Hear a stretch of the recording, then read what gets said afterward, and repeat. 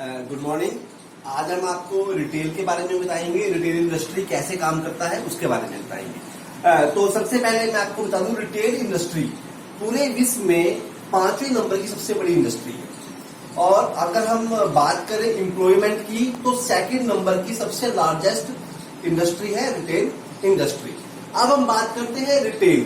Retail शब्द हमारे पास कहां से आया, कहां से इसकी उत्पत्ति हुई और कैसे रिटेल कार्य करता है। रिटेल शब्द की उत्पत्ति फ्रेंच भाषा की, कौन सी भाषा? फ्रेंच भाषा के टेलर शब्द से इसकी उत्पत्ति हुई है, जिसका मीनिंग होता है कट ऑफ या to break the bulk, to break the bulk.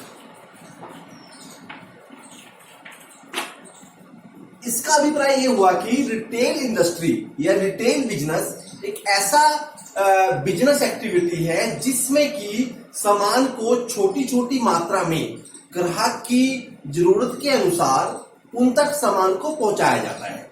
बात आती है कि वो सामान कहां से आता है और कैसे वो सामान एक ग्राहक तक पहुंचता है।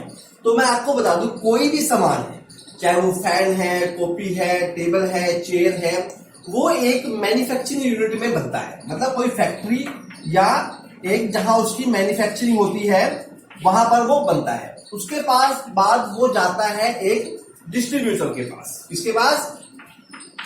डिस्ट्रीब्यूटर। देन उसके बाद होलसेलर के पास। होलसेलर होता है हमारा थोक विक्रेता।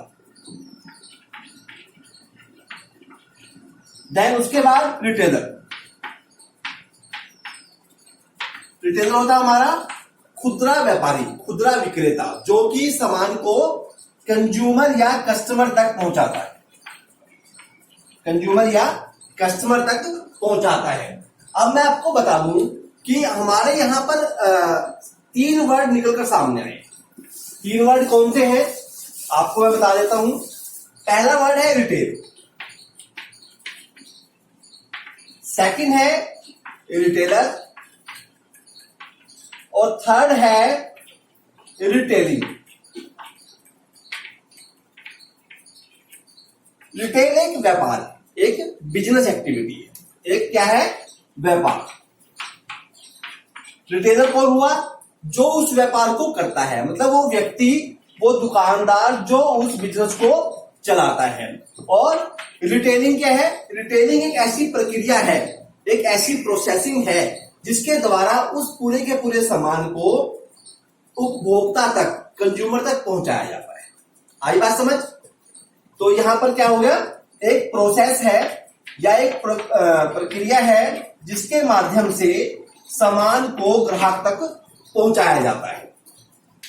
अब बात करें कि रिटेल इंडस्ट्री क्या है। रिटेल कितने भागों में, रिटेल को कितने भागों में बांटा जाता है और रिटेल के प्रकार क्या है। रिटेल के 2 प्रकार हैं बेसिकली।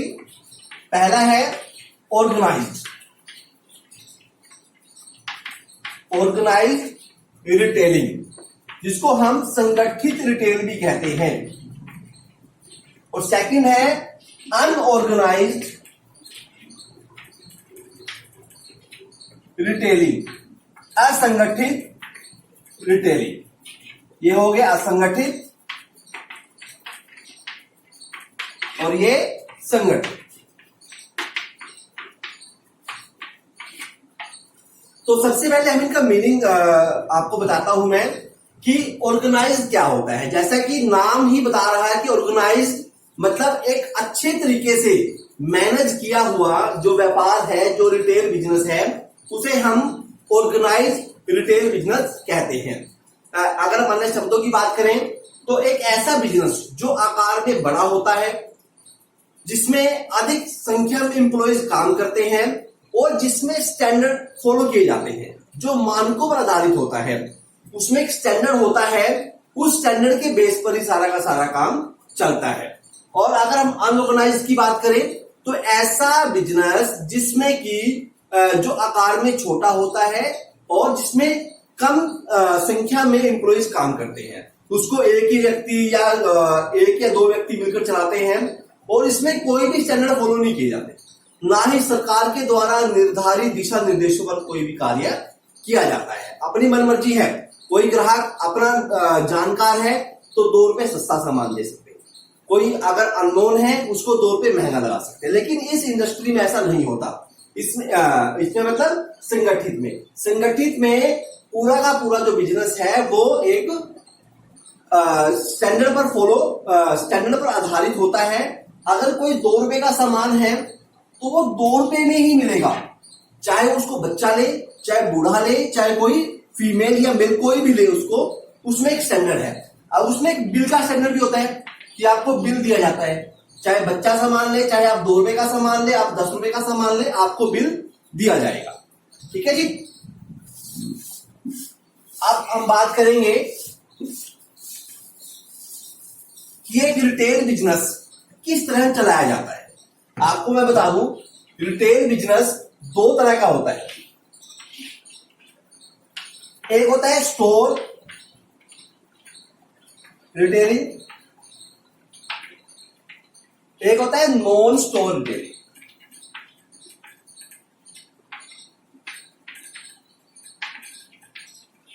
नाम इंडिकेट कर रहा है कि स्टोर रिटेलिंग रिटेल का एक ऐसा पार्ट है जिसमें एक स्टोर के माध्यम से सामान को ग्राहक तक पहुंचाया जाता है। जैसे कि बिग बाजार या करियाना स्टोर या वेजिटेबल शॉप। ठीक है जी। इन सबके स्टोर बनाकर, एक बिल्डिंग के अंदर एक दुकान बनाकर जब हम बिजनेस को चलाते हैं तो उसको हम स्टोर रिटेलिंग कहते हैं। रिटेलिंग में सबसे बड़ा जो एग्जांपल है स्टोर रिटेलिंग का वो है बिग बाजार। बिग बाजार सबसे बड़ा एक रिटेल बिजनेस में आता है। सबसे बड़ा रिटेल बिजनेस हमारा क्या है? बिग बाजार। बहुत से रिलायंस फ्रेश भी है, बिग बाजार है, स्पेंसर है, बहुत बड़े बड़े मॉल है जिनके द्वारा हम कस्टमर को सामान पहुंचाते हैं। एक हो गया non store retailing. Non store से अभिप्राय है कि जो रिटेल बिजनेस बिना किसी स्टोर के माध्यम से चलाया जाता है उसे हम लोग नॉन स्टोर रिटेलिंग कहते हैं। जैसे कि हम लोग ऑनलाइन शॉपिंग करते हैं। ऑनलाइन शॉपिंग में हमें नहीं पता कि कौन हमें सामान बेच रहा है, किसके माध्यम से हमारे पास सामान आ रहा है। ठीक है जी। उसका हमें स्टोर कहां पर है, कहां से वो सामान हमारे पास आएगा, हमें बिल्कुल भी नहीं पता होगा। तो नॉन स्टोर रिटेलिंग, ऑनलाइन जो शॉपिंग होती है वो नॉन स्टोर रिटेलिंग का ही पार्ट होता है। हम बात करेंगे अब रिटेलर के क्या क्या कार्य हैं। फंक्शन ऑफ ए रिटेलर कि रिटेल बिजनेस तो ओपन कर लिया, लेकिन एक रिटेलर को ऐसे कौन से कार्य हैं, कौन सी सर्विसेज हैं जो एक ग्राहक को देनी होती है। Function of retailer. Function of retailer.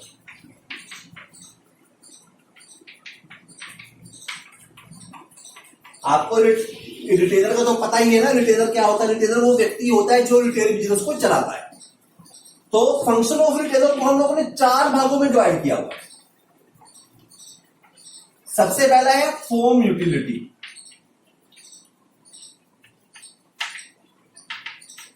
Second है टाइम यूटिलिटी। थर्ड है प्लेस यूटिलिटी। और फोर्थ है हमारा ओनरशिप यूटिलिटी।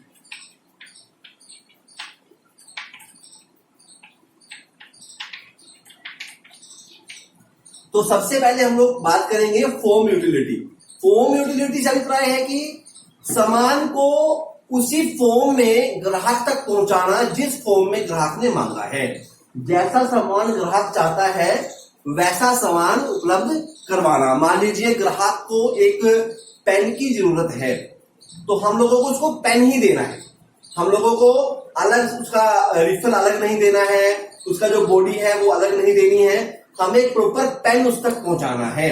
दूसरा है टाइम यूटिलिटी।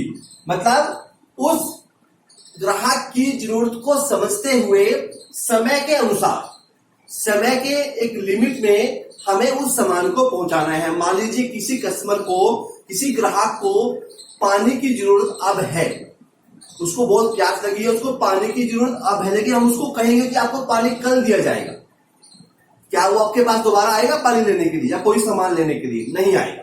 तो हमें समय रहते ही एक रिटेलर को उस ग्राहक की जरूरत को पूरा करना होता है। नेक्स्ट है भैया प्लेस यूटिलिटी, मतलब स्थान। जिस स्थान पर, जिस जगह पर एक ग्राहक को सामान चाहिए, हमें उस जगह पर सामान को देना पड़ेगा। देखो आपको पता है कि हमारे घर के आसपास भी बहुत से रिटेल स्टोर होते हैं, बड़े बड़े शहरों के अंदर भी बहुत से रिटेल स्टोर है, हम कहीं से भी सामान ले सकते हैं। मान लीजिए आज हम घर पे नहीं है, तो जो हमारे घर के नजदीक है रिटेल स्टोर, वहां से हम सामान नहीं ले सकते आज, तो हम कहां से लेंगे? अब मान लीजिए हम शहर के अंदर गए हुए हैं कहीं पे भी, या किसी दूसरी स्टेट में गए हुए हैं, तो वहां से सामान ले सकते हैं। तो हमारे लिए प्लेस, जहां पर हम हैं वहां पर सामान आसानी से उपलब्ध होना चाहिए। नेक्स्ट है ओनरशिप, मतलब स्वामित्व।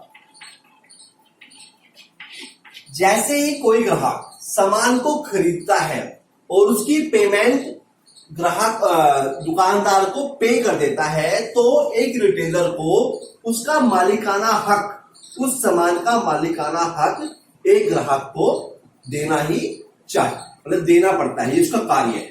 ऐसा ना है कि मान लीजिए आपने मोबाइल लिया, ठीक है जी, आपने पूरी पेमेंट भी कर दी, तो एक जो रिटेलर है वो आपको बिल देने से मना कर, ठीक है जी, ऐसा नहीं होता। ठीक है जी, जैसे ही आपने उसकी फुल पेमेंट की, आप सामान के मालिक हुए और एक दुकानदार को आपको उस सामान का मालिकाना हक आपको देना पड़ेगा। ठीक है जी, ये हो गए रिटेलर के फंक्शंस, जो कार्य होते हैं। अब कुछ सर्विसेज ऐसी हैं जो रिटेलर को ग्राहक को देनी पड़ती है। ठीक है जी, टॉपिक हमारा है सर्विसेज टू दी कस्टमर। एक रिटेलर के द्वारा कौन कौन सी सर्विसेज हैं जो एक ग्राहक को दी जाती है? सबसे पहला क्या है भाई? ग्राहक की जरूरत के अनुसार सामान उपलब्ध करवाना। ठीक है जी, provide goods according to customer demand या रिक्वायरमेंट्स।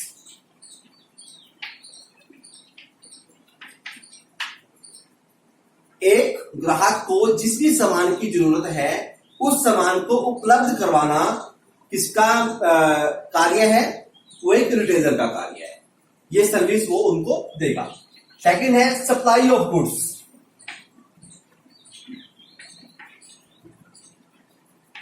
सप्लाई ऑफ गुड्स मतलब आपने कोई ऑनलाइन ऑर्डर किया, या आपने बाय टेलीफोनिकली या फिर आपने बाय मेल ऑर्डर किया, तो उस सामान को ग्राहक तक पहुंचाना इसकी जिम्मेवारी है एक ग्राहक की सेवा कार्य में आता है। थर्ड है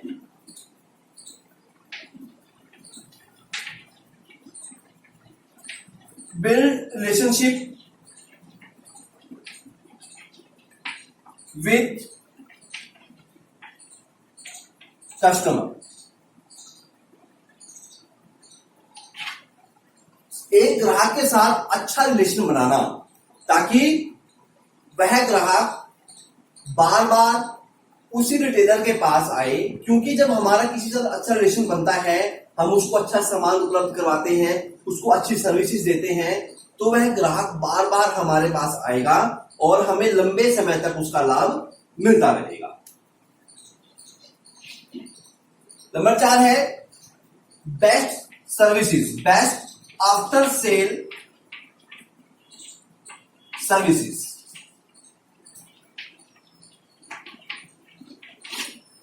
बेस्ट आफ्टर सेल सर्विस मतलब जब हमने कोई सामान या कोई सेवाएं उसको दे दी, उसको किस मतलब ग्राहक को हमने कोई सामान बेच दिया, तो उस सामान को बिकने के बाद भी अगर उस सामान में कोई फॉल्ट आता है, अगर उस सामान में कोई भी गड़बड़ होती है, तो उसका पूरा निवारण, उसकी समस्या का, ग्राहक की समस्या का कंप्लीट सॉल्यूशन एक रिटेलर को उसको देना पड़ेगा। Thank you so much. I hope कि आपको आज का एक टॉपिक समझ आया होगा and all the best. Thank you. बढ़िया।